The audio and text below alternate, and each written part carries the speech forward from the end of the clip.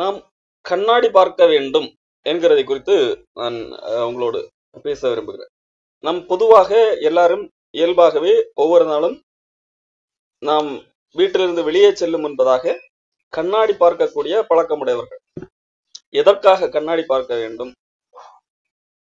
இரண்டு காரணங்கள் இருக்கிறது. காலையில எழுந்த உடனடியாக சிலர் கண்ணாடி பார்க்கிற பழக்கம் உண்டு. சிலர் அடிக்கடி ஒவ்வொரு குறிப்பிட்ட இடைவெளியிலே கண்ணாடி பார்க்கின்ற பழக்கம் உண்டு. எதற்காக என்று சொன்னால், நம்முடைய ஃபேஸ்லே ஏதாகிலும் அழுக்கு இருக்கிறதா, முடிவைகள் போன்றவைகள், சிகை அலங்காரம் போன்றவைகள் எல்லாம் சரியாக இருக்கிறதா, மற்றவர்கள் பார்க்கும்போது ஒரு பிளசண்டான ஒரு லுக்கில் இருக்க வேண்டும் என்கிறதை உறுதிப்படுத்திக் கொள்வதற்காக நாம் அடிக்கடி கண்ணாடி பார்க்கிற பழக்கம் உடையவர்களாகத்தான் பெரும்பாலும் மக்கள் இருப்பார்கள். அப்போ கண்ணாடி பார்க்கின்ற பழக்கம் வேண்டும். ஆனால் வேதாகமம் ஒரு காரியத்தை சொல்லுகிறது இந்த கண்ணாடி பார்க்கின்ற பழக்கத்தை குறித்து. யாக்கோபு சொல்லுகிறார். யாக்கோபு 2ஆம் அதிகாரத்திலே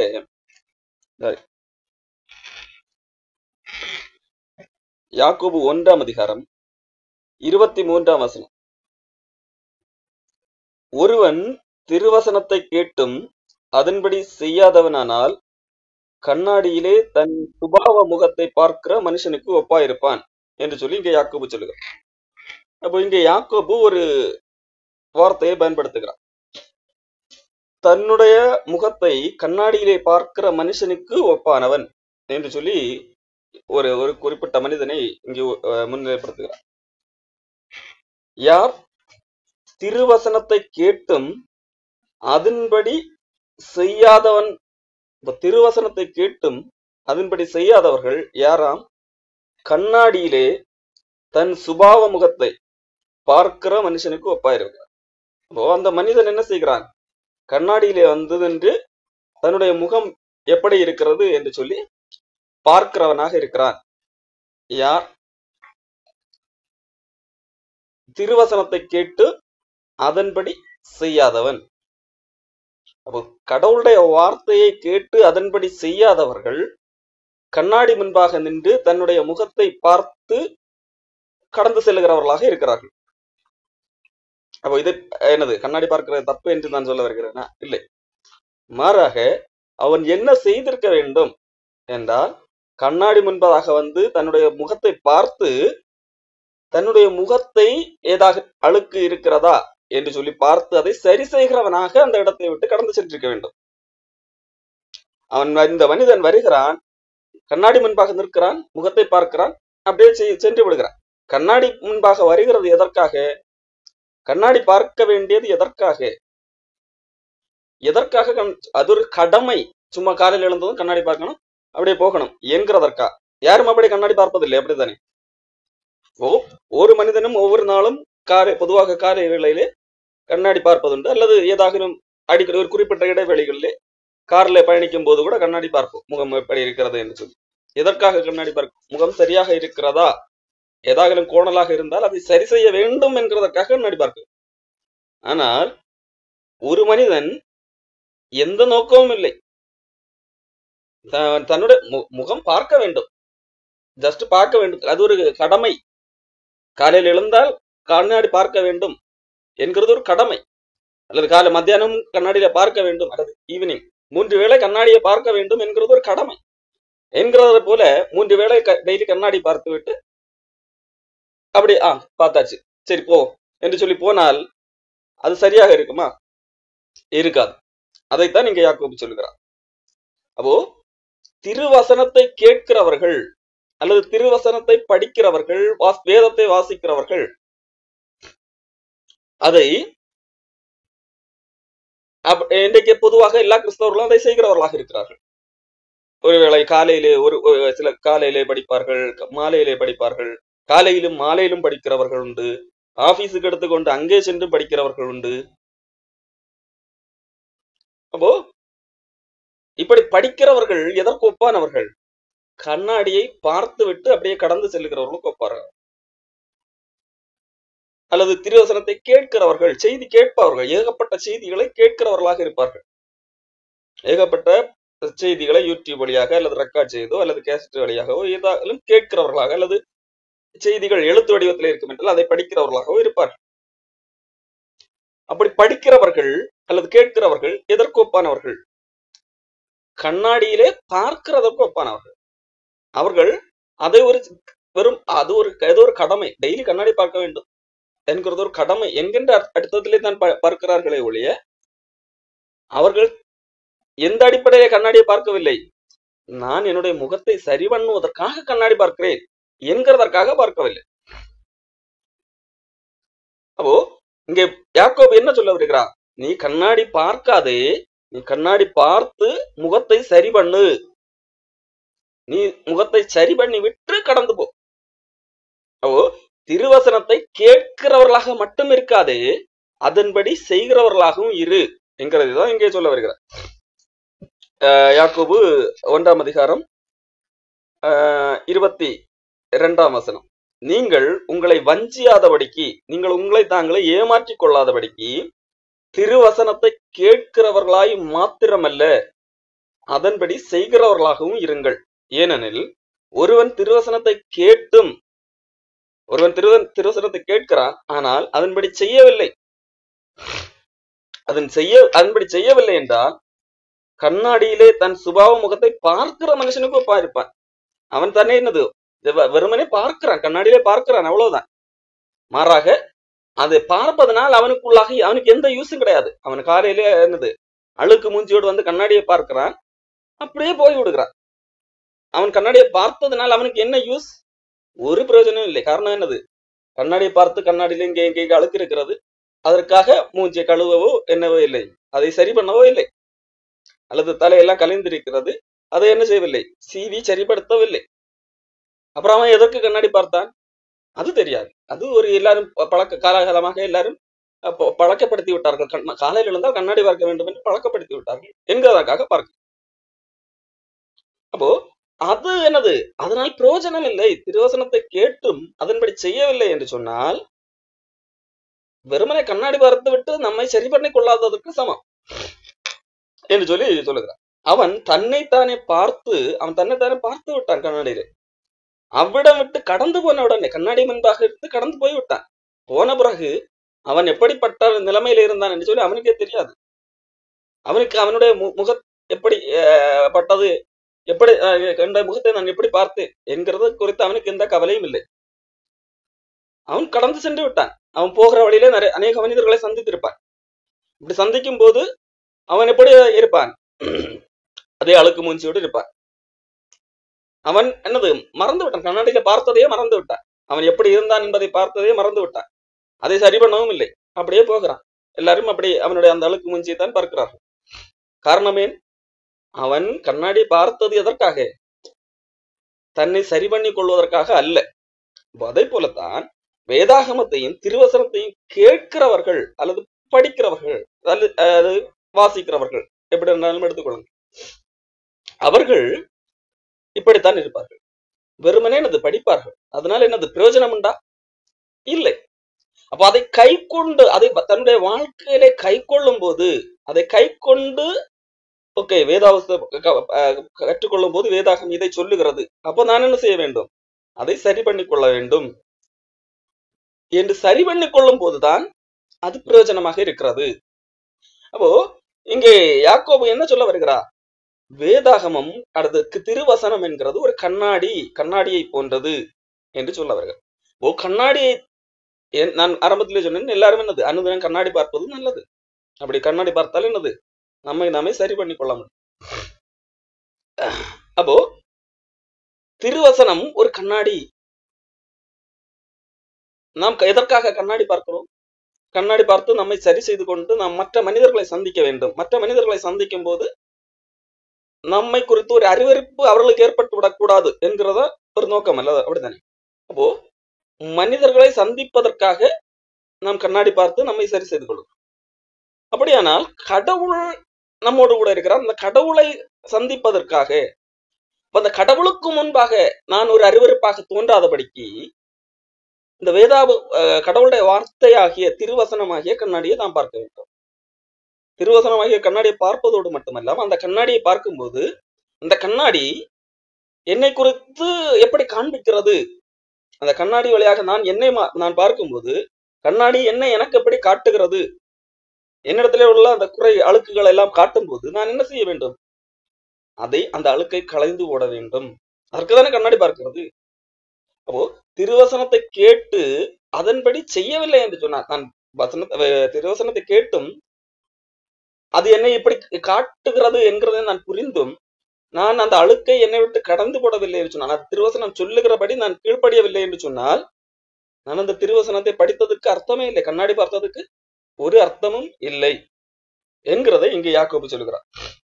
அப்போ என்ன 25ஆம் வசனத்துல யாக்கோபு இப்படி கன்க்ளூட் பண்ணுகிறார், சுயாதீன பிரமாணமாகிய பூரண பிரமாணத்தை உற்று பார்த்து அதிலே நிலைத்திருக்கிறவனே கேட்கிறதை மறக்கிறவனாக இராமல் அதற்கேற்ற கிரியை செய்கிறவனாக இருந்து தன் செய்கையில் பாக்கியவனாக இருப்பான்.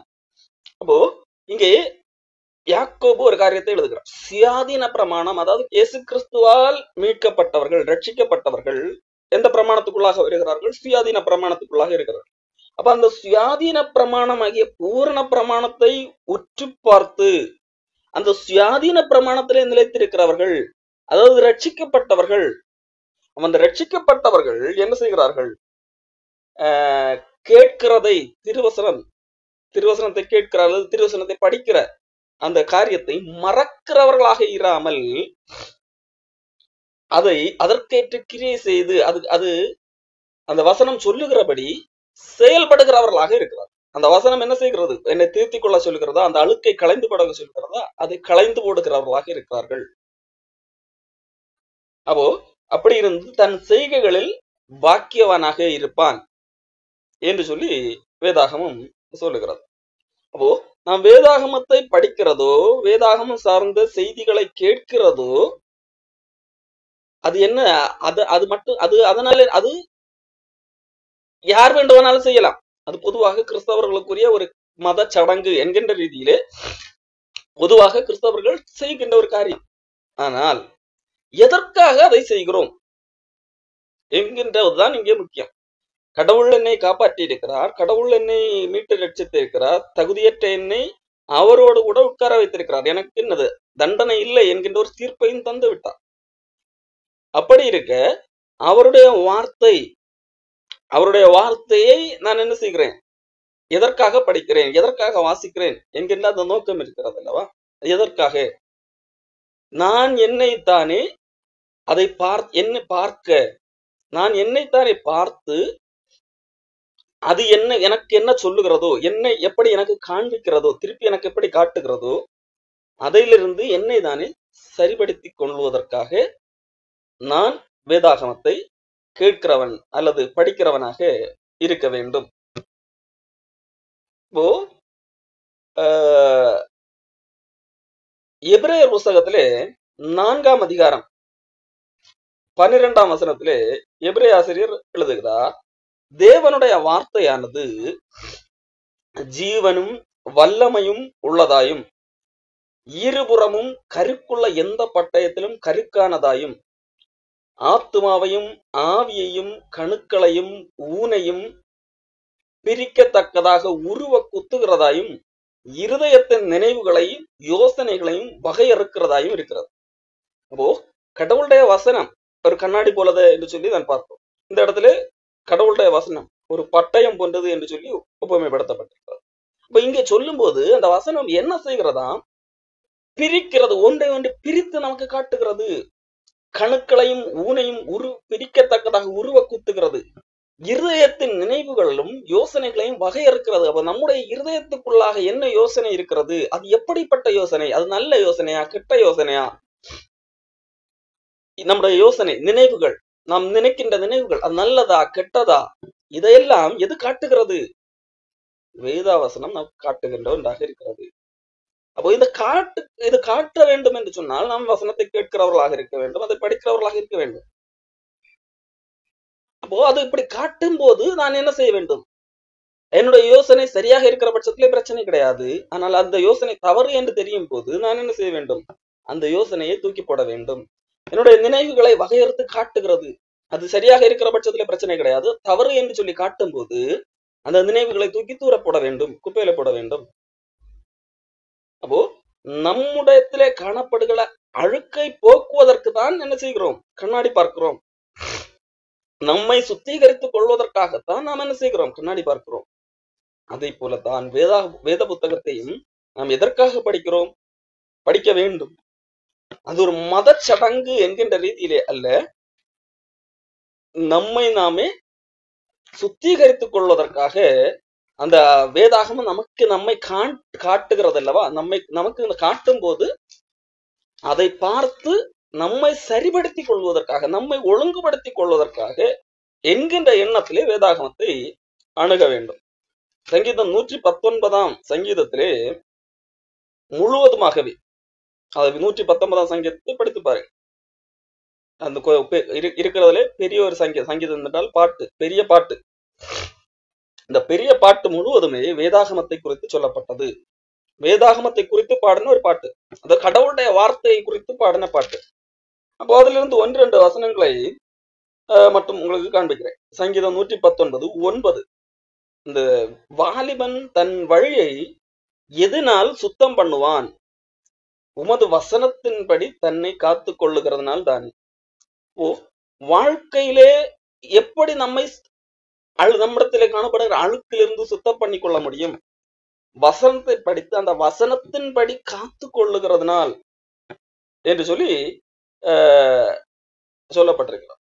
11ஆம் வசனம், நான் உமக்கு விரோதமாக பாவம் செய்யாதபடிக்கு, நான் என்னிடத்திலே அழுக்கு சேராதபடிக்கு நான் என்ன செய்கிறேன்? கண்ணாடி பார்க்கிறேன்.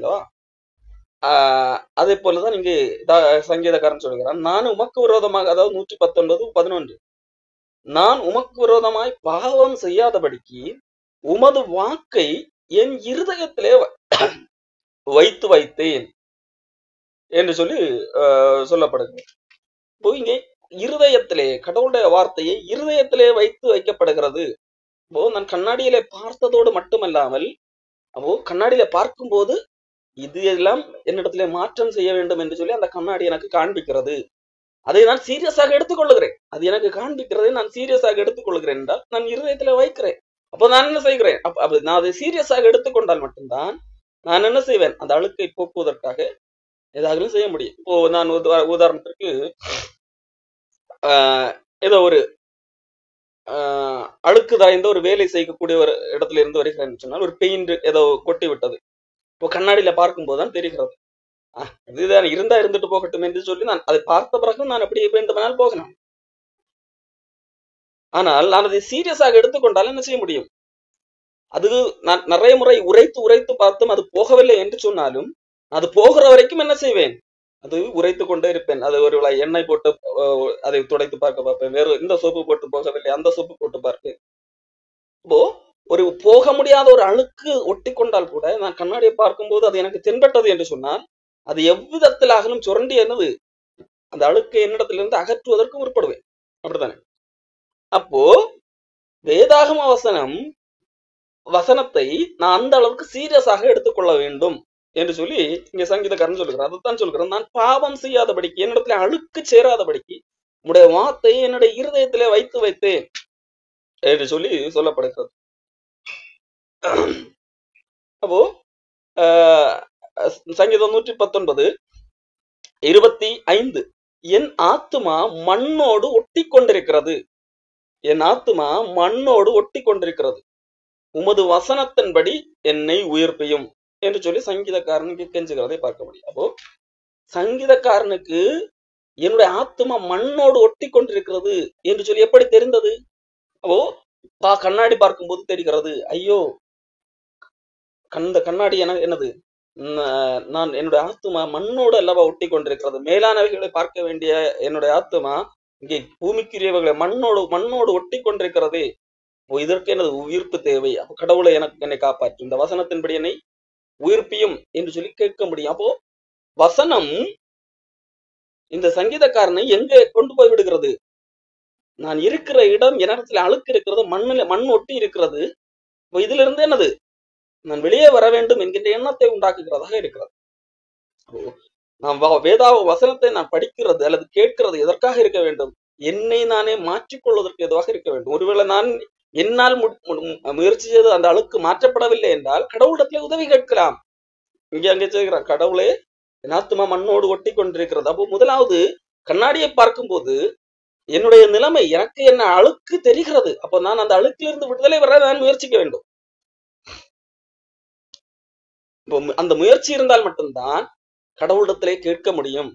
அப்போ இந்த மண்ணோடு என்னுடைய ஆத்மா ஒட்டி இருக்கிறது, என்னுடைய மூஞ்சியில மண் இருக்கிறது, நான் முயற்சி செய்கிறேன், முடியவில்லை. அப்போதான் என்னால முடியலைன்னா நான் என்ன பண்ணுவேன்? அடுத்த வருடத்துல ஹெல்ப் கேட்பேன், ஐயோ இதை எப்படி அது என்னை எடுத்து விடுங்க என்று சொல்லி. அப்போ கண்ணாடி பார்ப்பது மிக மிக அவசியமாக இருக்கிறது. இந்த கண்ணாடி பார்க்கும்போது வேறொரு முக்கியமான ஒரு விஷயம் நடக்கிறது. 2 கொரிந்தியர் புஸ்தகத்திலே 3ஆம் அதிகாரத்திலே பவுல் அப்போஸ்தலன் ஒரு காரியத்தை சொல்லுகிறார். 2 கொரிந்தியர் புஸ்தகம்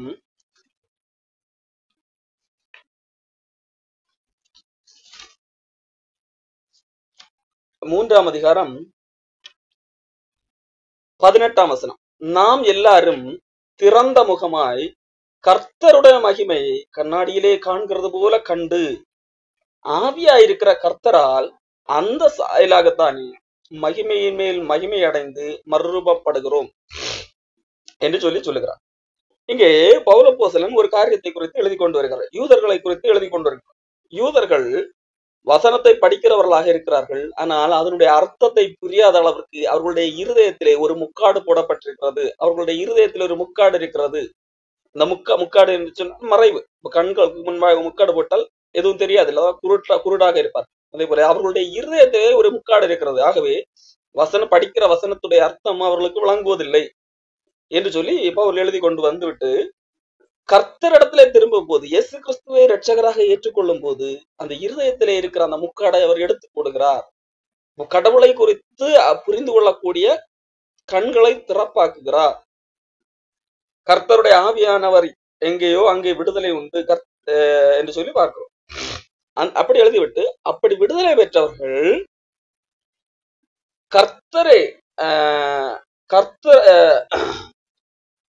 கர்த்தருடைய மகிமையை கண்ணாடியிலே பார்க்கிறதை போல கண்டு ஆவியாயிருக்கிற கர்த்தரால் அந்த சாயலாகத்தானே மகிமையின் மேல் மகிமைப்படுகிறோம் என்று சொல்லி பார்க்கிறோம். ரட்சிக்கப்பட்டவர்களுக்கு கண்ணாடி பார்ப்பதிலே மேலும் ஒரு பிளஸ் பாயிண்ட் இருக்கிறது. ஒரு ரட்சிக்கப்பட்ட, இங்கே பவுல் அப்போஸ்தலன் சொல்லுகிறபடி ரட்சிக்கப்பட்ட ஒரு மனிதர்கள் கண்ணாடி பார்க்கும்போது கண்ணாடியிலே நம்முடைய முகம் மட்டும் தெரிவதில்லை. அந்த கண்ணாடிக்கு முன்பாக ஒரு தராசரியான நாம் நிற்கிறோம். நம் பக்கத்துல இன்னொரு முகம் கண்ணாடியில தெரிகிறது. அவ எப்படி ஒரு அழுக்கும் இல்லாத நல்ல அலங்காரம் செய்யப்பட்ட ஒருவர் நம்முடைய பக்கத்திலே நிற்கிறவராக இருக்கிறார். இது இந்த கண்ணாடியிலே பார்க்கும்போது தெரிகிறது. இப்போ இதுல என்ன பிளஸ் பாயிண்ட் என்று நீங்கள் கேட்பீர்கள் என்று சொன்னால், ஒருவேளை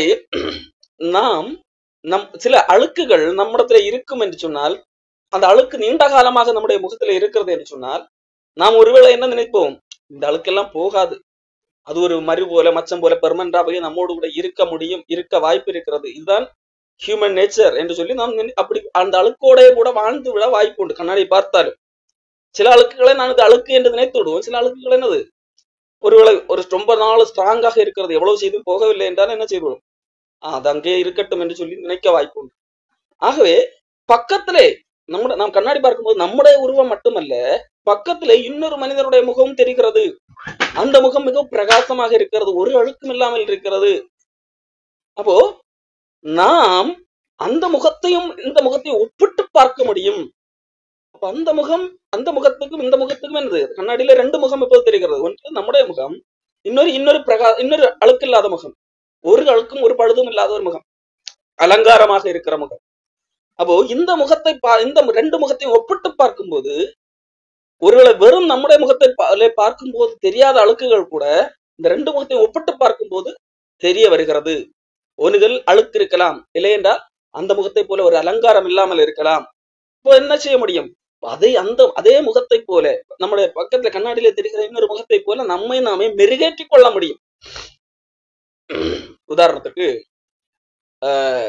சினிமா ஹீரோக்கள் இருப்பார்கள் அல்லவா, சினிமா நடிகர்கள், அவர்களுக்கு ரசிகர்களாக அவர்களுடைய சினிமா நடிக்கிற அந்த நடிப்புக்கு மயங்கி, அவர்கள் சினிமாவில காட்டுகிற அந்த ஸ்டைல் போன்ற காரியங்களுக்கு மயங்கி அவர்களுக்கு ரசிகர்களாக இருக்கிற பழக்கம் பொதுவாக எல்லா இடத்திலும் உண்டு.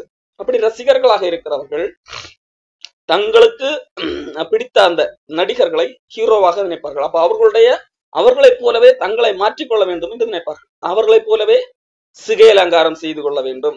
அவர்கள் இந்த படத்துல இந்த மாதிரி ட்ரெஸ்ஸிங் பண்ணி இருக்கிறார்கள், அப்போ நாமும் அதே போல ட்ரெஸ்ஸிங் பண்ண வேண்டும், இப்படி எல்லாம் நினைக்கிறார்கள். இந்த காலகட்டத்திலே கொஞ்சம் குறைவாக இருந்தாலும் முந்தைய காலகட்டத்திலே, இப்போ நான் படிக்கின்ற காலத்திலே என்னது, நான் என்னது ரஜினியை போல ஹேர் ஸ்டைல் பண்ண வேண்டும் என்றெல்லாம் பண்ணியிருக்கிறேன். அப்போ அப்படிப்பட்ட ஒரு காலகட்டம் இருந்தது.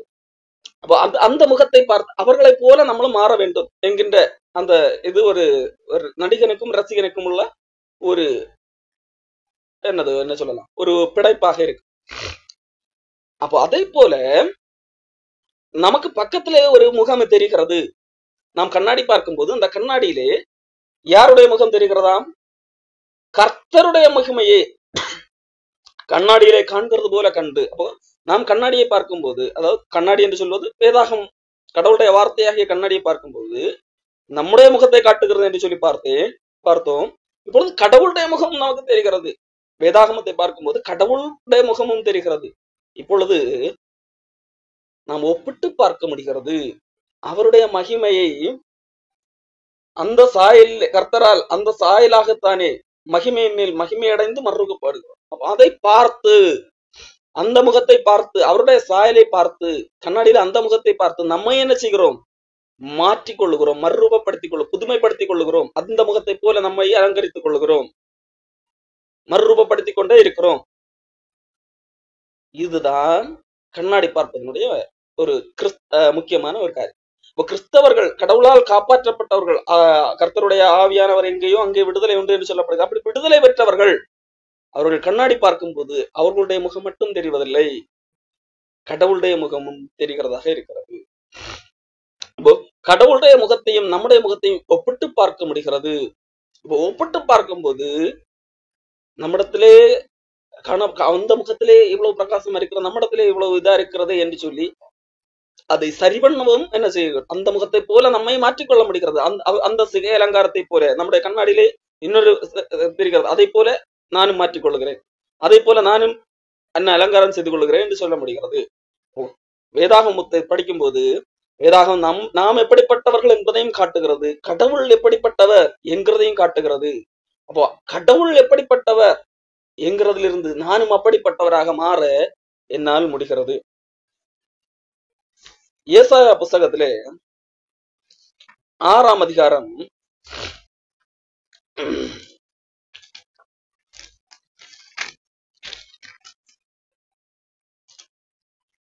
1ஆம் வசனத்திலிருந்து படிக்கும்போது ஏசாயா ஒரு காட்சியை பார்க்கிறார். உசியா ராஜா மரணமடைந்த அந்த காலத்துல சிங்காசனத்தின் மேல் வீற்றிருக்க கண்டேன், கடவுளுடைய சாயலை அங்கே பார்க்க.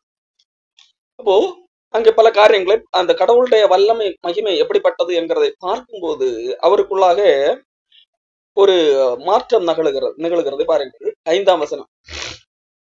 அப்பொழுது இந்த ஏசாயா சொல்லுகிறார், ஐயோ அதமானேன், நான் அசுத்த உதடுகளுள்ள மனுஷன், அசுத்த உதடுகளுள்ள ஜனங்களின் நடுவில் வாசமாயிருக்கிறவன், சேனைகளின் கர்த்தராகி ராஜாவை என் கண்கள் கண்டதே என்றேன்.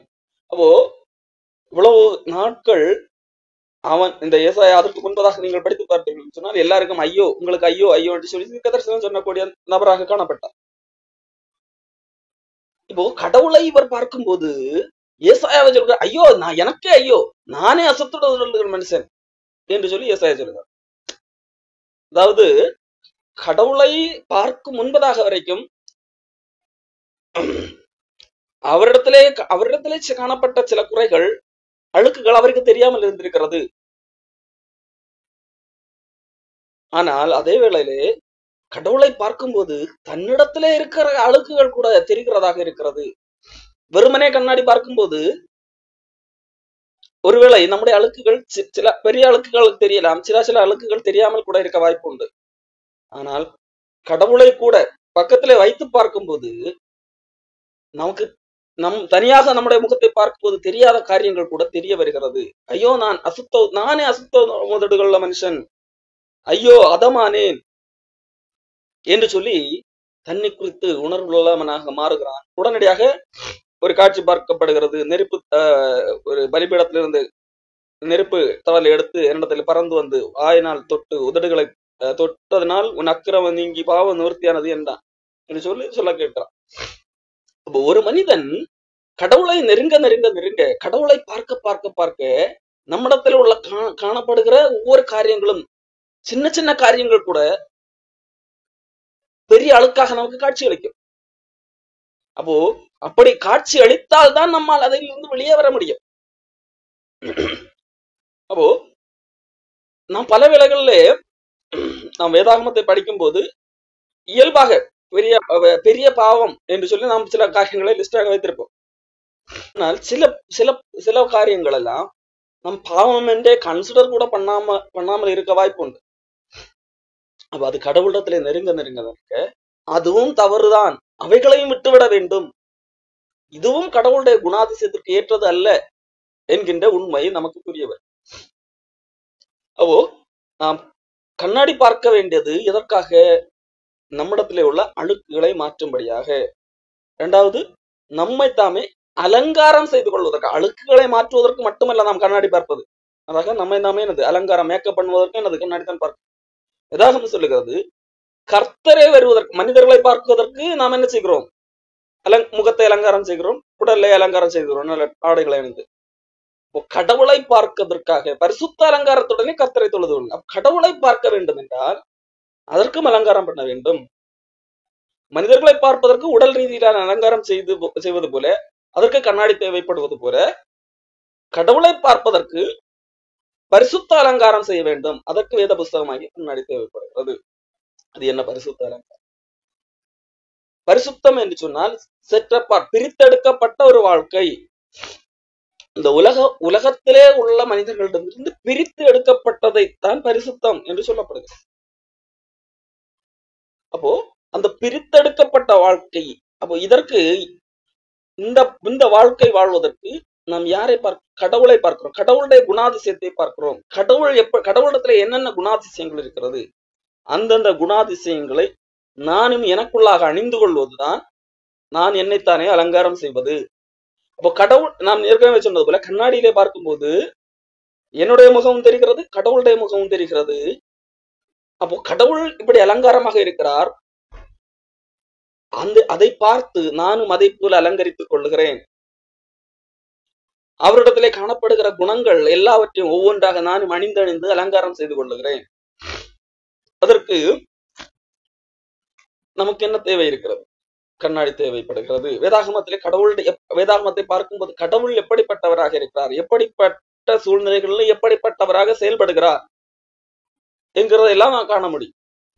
அப்போ அதை பார்க்கும்போது அப்படிப்பட்ட சூழலிலே கடவுள் செயல்படுகிறதை போல நம்மாலும் செயல்பட முடியும். ஒன்று பேதுருவின் புத்தகத்திலே பேதுரு சொல்லுகிறதை பார்ப்போம். 1 பேதுரு புஸ்தகம் 3ஆம் அதிகாரம் 4ஆம் வசனம். இது மனைவிகளை குறித்து சொல்லப்பட்டதாக இருந்தாலும் பொதுவாக பொருந்தக்கூடியதான். அழியாத அலங்கரிப்பாகிய சாந்தமும் அமைதலும் உள்ள ஆவியாகிய இருதயத்தில் மறைந்திருக்கிற குணமே உங்களுக்கு அலங்காரமாக இருக்க கடவது. அதுவே தேவனுடைய பார்வையில் விலையேற பெற்றதாக இருக்கிறது. அலங்காரம் என்று சொன்னால் இருதயத்தில் மறைந்திருக்கிற நல்ல குணங்கள். காரணம், இயேசு கிறிஸ்து கூறினார், மனுஷனுடைய இருதயத்தில் இருந்துதான் பொல்லாத எண்ணங்கள், பொல்லாத காரியங்கள் எல்லாம் வெளிப்படும் என்று சொல்லி. மனுஷனுடைய இருதயத்துக்குள்ளாக இருந்துதான் விபச்சாரம், களவு, அசுத்தம் இவைகள் எல்லாம் வெளிப்படுகிறது. ஆகவே வாய்க்குள்ளாக போகிறது மனுஷனை தீட்டுப்படுத்தாது, இருதயத்துக்குள்ளாக இருந்து வருகிறது வெளிவருகிறது தான் மனுஷனை தீட்டுப்படுத்தும் என்று சொன்னார். அவைகளை நாம் கண்ணாடி பார்க்கும் போது அவைகளை எல்லாம் ஒவ்வொன்றாக புறந்தழுகிறோம், அழுக்கை எல்லாம் கலந்து விடுகிறோம். அதே வேளையிலே இருதயத்திலே மறைந்திருக்கக்கூடிய நல்ல குணங்களை உள்ளாக்கி கொள்ளுகிறோம். கடவுளை பார்த்து பார்த்து அந்த குணங்களை எல்லாம் நாம் என்னது உள்ளே நமக்கு நாமே ஏற்படுத்திக் கொள்ளுகிறோம். இதற்கு தான் நாம் என்னது அனுதினமும் கண்ணாடி பார்க்கிறவர்களாக இருக்கும். சாதாரணமாக நாம் இந்த உடல் தோற்றத்தை அலங்கரிப்பதற்காக ஆகட்டும், அல்லது உடல் ஏதாவது அழுக்கு இருக்கிறதா நாம் தெரிந்து கொள்வதற்காகட்டும் அடிக்கடி என்ன செய்கிறோம்? கண்ணாடி பார்க்கிறோம். அதை போல நமக்கு அவ்வப்போது அல்லது எப்பொழுதும் கடவுளுடைய வார்த்தை கேட்கிறவர்களாக அல்லது படிக்கிறவர்களாக இருக்க வேண்டும். எதற்காக? இப்போ ஏதாவது அழுக்கு இடத்திலே படிந்திருக்கிறதா என்று பார்ப்பதற்காக, அல்லது அந்த அழுக்கை அகற்றுவதற்காக, இன்னும் மேலும் என்னை அலங்கரித்துக் கொள்வதற்காக, இருதயத்திலே மறைந்திருக்கிற நல்ல குணங்களை இன்னும் எடுத்துக்கொண்டு இன்னும் மேலும் அலங்கரித்துக் கொள்வதற்காக அவ்வப்போது அடிக்கடி இந்த கண்ணாடியை பார்க்கிறவர்களாக இருக்கும். ஏற்கனவே சொன்னதை போல வெறுமனே கண்ணாடி பார்க்கிறவர்களாக இல்லை, கண்ணாடி பார்த்து அந்த கண்ணாடி பார்ப்பதற்கு ஒரு நோக்கத்தோடு பார்க்க வேண்டும். சும்மா கண்ணாடி பார்க்கணும், எல்லாரும் பார்க்கறாங்க நான் பார்க்கிறேன், பார்த்து விட்டு அப்படியே போறேன், அது அல்ல நோக்கம். கண்ணாடி பார்ப்பதன் நோக்கம் ஒன்று நம்மிடத்துல இருக்கிற அழுக்கை களை வேண்டும், இரண்டாவது நம்மை நாமே அலங்கரித்துக் கொள்ள. இந்த ரெண்டு நோக்கத்தின் அடிப்படையில கண்ணாடி பார்க்க வேண்டும், வேதாகமத்தை பார்க்க வேண்டும். நம்மிடத்திலே உள்ள அழுக்கை களைந்துவிட வேண்டும், தேவனுக்கேற்ற விதத்திலே நம்மை நாமே அலங்கரித்துக் கொள்ள. இதற்காக கண்ணாடி பார்க்க வேண்டும். இப்ப கண்ணாடி யார் பார்ப்பார்கள்? கண்ணாடி பார்த்து யார் தங்களை மாற்றிக்கொள்வார்கள்? நாம் ஏற்கனவே பார்த்து ரட்சிக்கப்பட்டவர்கள் சுயாதீன பிரமாணத்தை பார்த்து அதிலே நிலைத்திருக்கிறவனே, சுயாதீன பிரமாணமாகிய பூர்ண பிரமாணத்தை பார்த்து அதிலே நிலைத்திருக்கிறவனே திருவசனத்தை கேட்டு அதை படி செய்கிறவர்களாக இருக்கிறார்கள் என்று சொல்லி. இங்கே அழுக்கு பிடித்த எல்லாருமே என்ன செய்வதில்லை? கண்ணாடி பார்ப்பதில்லை. இங்கே முக்கியமான ஒன்று, ஒரு மனிதன் இருக்கிறார். மனிதன் கண்ணாடி பார்த்து அவன் இயல்பாக அழுத்திருந்தால் அதை கழுவி முகத்தை சுத்தம் பண்ணிப்பார். ஆனால் அதே வேளையிலே ஒரு பன்றி இருக்கிறது என்று வைத்துக்கணும். சாக்கடையிலே பொருளுகிற பன்றி இருக்கிறது. அந்த பன்றியும் என்னது அப்படி போகும்போது ஒருவேளை கண்ணாடியிலே அந்த முகத்தை பார்க்கிறது என்று வைத்துக் கொள்ளுங்கள். அதுக்கு நன்றாக தெரிகிறது தன்னுடைய உடலில் அழுக்கு ஒட்டி கொண்டிருக்கிறது என்று சொல்லி. அதற்காக அது வருத்தப்படுமா? அல்லது அதை கலந்துபட வேண்டும் என்று நினைக்குமா? நினைக்காது.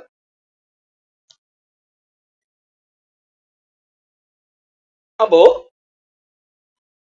இந்த உலகத்திலே பல்வேறு உயிரினங்கள் இருந்தாலும் எல்லா உயிரினங்களும் கண்ணாடி பார்க்க வேண்டும் என்று விரும்புவதில்லை. கண்ணாடி பார்த்தாலும் ஒரு எதேச்சையாக பார்க்க நேரிட்டால் கூட அதை சரி பண்ண வேண்டும் என்றும் நினைப்பதில்லை. அதே போல இயேசு கிறிஸ்து சொல்லுகிற ஒரு காரியம், யோவான் 3ஆம் அதிகாரத்திலே 19ஆம் வசனம், ஒளியானது உலகத்திலே வந்திருந்தும் மனுஷருடைய கிரியைகள் பொல்லாதவைகளாய் இருக்கிறபடியால் அவர்கள் ஒளியை பார்க்க இருளை விரும்புகிறது, அந்த ஆக்கினை தீர்ப்புக்கு காரணமாக இருக்கிறது. 20ஆம் வசனம், பொல்லாங்கு செய்கிற எவனும் ஒளியை பகைக்கிறான், தன் கிரியைகள் கண்டிக்கப்படாதபடிக்கு ஒளியினிடத்திலே வராமல் இருக்கிறான். ஆண்டவர் இயேசு கிறிஸ்து சொல்லுகிறார், அவர்களுக்கு தண்டனை இருக்கிறது. பொல்லாங்கு செய்கிறவன் ஒளியை பகைக்கிறான், ஒளியினிடத்திலே வருவதே இல்லை. கடவுளை பார்ப்பதற்கோ கடவுளுடைய வார்த்தையை கேட்பதற்கோ உள்ள வருவதே இல்லை. ஏன்? வந்தா அவனுக்கு என்னது இல்லை? தன்னுடைய கிரியைகள் கண்டிக்கப்படாதபடிக்கு, அவனுடைய கிரியைகள் கண்டிக்கப்படக்கூடாது என்று விரும்புகிறான். தாங்கள் செய்கிறது தவறு என்று சொல்லி யாரும் சொல்லிவிடக் கூடாது என்று விரும்புகிறவர்களாக மக்கள் இருக்கிறார்கள். அப்படிப்பட்டவர்களை குறித்து இயேசு சொல்ல பொல்லாங்கு செய்கிறவர்கள். அப்போ அந்த அவர்கள் செய்கிற பொல்லாங்கு, அது பொல்லாங்கு என்று சொல்வதே அவர்கள் விரும்புவதில்லை. ஆகவே அவர்கள் என்ன செய்கிறார்கள்? ஒளியினிடத்திலே வருவதில்லை, கண்ணாடி பக்கமே வருவதில்லை. கண்ணாடி பக்கம் வந்தால் என்ன செய்யும்? கண்ணாடி இது பொல்லாங்கு, நீ செய்கிறது பொல்லாங்கு என்று அந்த கண்ணாடியே சொல்லும். அல்லது உன்னிடத்தில் அழுக்கு இருக்கிறது என்று சொல்லி அந்த கண்ணாடி சொல்லும். அதனால் அவர்கள் சிலர் என்ன செய்கிறார்கள்? கண்ணாடி பக்கமே வருவதில்லை. அவர்கள் பொல்லாங்கு செய்கிற எவனும் ஒளியை பகைக்கிறார், தன் கிரியைகள் கண்டிக்கப்படாதபடிக்கு. தன் கிரியைகள் கண்டிக்கப்படுகிறது என்று சொன்னா இது தவறான, உன்னுடைய கிரியைகள், நீ செய்கிற காரியங்கள் தப்பு அப்படின்னு சொல்லுகிறதே அவர்கள் விரும்புகிறதில்லை. தன் கிரியைகள் கண்டிக்கப்படாதபடிக்கு ஒளியினிடத்திலே வராதிருக்க. ஏனென்றைக்கு வேதாகம வசனத்தை அவர்கள் விருப்பத்தோடு படிப்பதில்லை அநேகர், அல்லது கடவுளுடைய வார்த்தையை விருப்பத்தோடு, சரியான சத்தியத்தை அநேகர் விருப்பத்தோடு ஏன் கேட்பதில்லை? கடமைக்காக படிக்கிறவர்களா இல்ல, சரியான அந்த வேதாகமம் சொல்லுகிற அந்த சூழமைவின்படி அநேக படியான அந்த செய்திகளை அநேகர் கேட்பதில்லை. ஏன் அப்படி கேட்டால் அவர்கள் செய்கிற தவறுகள், அவர்களுடைய அழுக்குகள் அவர்களுக்கு சுட்டி காட்டப்படும். அது அவர்கள் விரும்புவதில்லை. தங்கள் கிரியைகள் கண்டிக்கப்படாதபடிக்கு, அவர்களுடைய கிரியைகள் கண்டிக்கப்படுவதே அவர்களுக்கு விருப்பமில்லை. அவர்களதில் இருக்கிற அழுக்கு சுட்டி காட்டுவது அவர்களுக்கு விருப்பமில்லை. ஒன்றதில் அழுக்கு இருக்கிறது என்று சொன்னா அது எப்படி நீ சொல்லலாம்? என்ன நீ நியாயத்திற்கு உனக்கு அதிகாரம் கொடுத்தது யாரு? இப்படிதான் கேள்வி கேட்பார். காரணம் அவர்கள் இருளை விரும்புகிறதே அவர்களுடைய அந்த தண்டனைக்கு காரணமாக இருக்கிறது. ஆகவே அப்படிப்பட்ட இடத்திலே நாம் இருந்து விடக்கூடாதபடிக்கு நம் அனுதினமும் கண்ணாடி பார்க்கிறவர்களாகவும் மட்டுமல்ல, அந்த கண்ணாடி பார்த்து நம்மை நாமே சரி பண்ணி கொள்ளுகிறவர்களாக இருக்க வேண்டும். அதோடு நாம் கண்ணாடி பார்க்கும்போது நம்முடைய உருவத்தை மட்டுமல்ல, பக்கத்திலேயே அந்த கடவுளுடைய உருவத்தையும் பார்த்து அவருடைய உருவத்திலே போல நம்மையும் மாற்றிக்கொள்ளுகிறவர்களாக இருக்க வேண்டும். அவர் எப்படி இருக்கிறாரு அதை போல நம்மையும் மாற்றிக்கொள்ளுகிறவர்களாக இருக்க வேண்டும். யோவான் 1 யோவான் புத்தகத்திலே 3ஆம் வசனம், பிரியமானவர்களை இப்பொழுது 1 யோவான் 3ஆம் அதிகாரம் 2ஆம் வசனத்திலிருந்து படிக்கிறோம். இப்பொழுது தேவனுடைய பிள்ளைகளாக இருக்கிறோம், இனி எவ்விதமாக இருப்போம் என்று தெரியாது. ஆகிலும் அவர் வெளிப்படும் போது அவர் இருக்கிற வண்ணமாகவே நாம் அவரை தரிசிப்போம். இதனால் அவருக்கு ஒப்பாக இருப்போம் என்று அறிந்திருக்கிறோம். அவர் எப்படி இருக்கிறாரோ அப்படியே நாமும் இருப்போம் என்று அறிந்திருக்கிறோம். அவர் மேல் இப்படிப்பட்ட நம்பிக்கை வைத்திருக்கிற எவனும் அவர் சுத்தமுள்ளவராக இருக்கிறது போல தன்னையும் சுத்திகரித்துக் கொள்ளுகிறான். இயேசு கிறிஸ்துவோடு கூட நானும் அவரை போல நானும் மாறுவேன், அவர் என்னை அப்படி மாற்றுகிறார் என்கிற நம்பிக்கை இருக்கிறவர்கள், அந்த நம்பிக்கை யாருக்கு இருக்கும்? கடவுளால் காப்பாற்றப்பட்டவர்கள் இருக்கு. இப்பொழுதுதான் கடவுளுடைய பிள்ளைகளா இருக்கிறோம். இனிமேல் அவர் எப்படி இருக்கிறாரு, கடவுள் இயேசு கிறிஸ்து எப்படி இருக்கிறாரு, எந்த மேனியில் இருக்கிறாரு, என்ன பொசிஷன்ல இருக்கிறார், அதை போல என்னை மாற்றுகிறவராக இருக்கிறார். இந்த நம்பிக்கை இருக்கிற எவனும் அவர் எப்படி சுத்தம் உள்ளவராக இருக்கிறாரோ அதை போல தன்னையும் சுத்திகரித்துக் கொள்ளுகிறார். இப்போ கண்ணாடியை பார்க்கும்போது அவரையும் பார்க்க நேரிடுகிறது. அப்ப அவர் எப்படி இருக்கிறாரோ அதை போல என்னையும் நானே மாற்றிக் கொள்ளுகிறேன். அழுக்கு இருக்கிறதா துடைத்து போடுகிறேன், அல்லது கழுவி விடுகிறேன். அவரிடத்திலே நற்குணங்களாகிய அலங்காரம் இருக்கிறதா அதை போல நானும் என்னை அலங்கரித்துக் கொள்ளுகிறேன். அவர் அந்த நம்பிக்கை உள்ளவர்கள் அவர் சுத்தம் உள்ளவராக இருக்கிறது போல தன்னையும் சுத்திகரித்துக் கொள்ளுகிறார் என்று சொல்லி நம்புறோம். ஆகவே கண்ணாடி பார்க்க வேண்டியது அவசியமாக இருக்கு. நான் கண்ணாடி என்று சொன்னது கடவுளுடைய வார்த்தையை கண்ணாடி என்கின்ற உருவகத்திலே சொல்லி பேசியிருக்கிறேன். ஆகவே இந்த வசனங்களை நாம் மனதிலே கொண்டு அடிக்கடி கண்ணாடி பார்த்து நம்முடைய அழுக்குகள் தென்படும் என்றால் அகற்றி விடுவோம். நம்மை நாமே கடவுளை போல அலங்கரித்துக் கொள்வோம்.